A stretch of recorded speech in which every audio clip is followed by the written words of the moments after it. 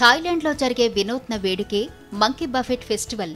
థాయిలాండ్లోని లోపుబురిలో ఉన్న సాన్ఫ్రాఖాన్, ఫ్రాప్రాంగ్ సామ్ అనే పురాతన ఆలయాల ప్రాంగణంలో మంకీ బఫెట్ ఫెస్టివల్ను ప్రతి సంవత్సరం నిర్వహిస్తారు.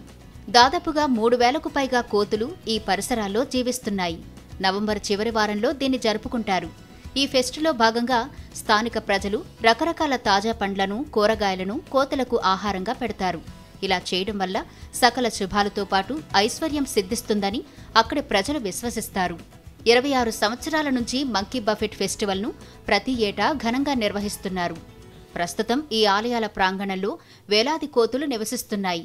మంకీ బఫెట్ ఫెస్టివల్లో భాగంగా 4000 కిలోల ఆహారాన్ని కోతులకు సమర్పిస్తారు. కోతులు ఎంచక్కా వీటికిష్టమైన పండ్లను తింటాయి.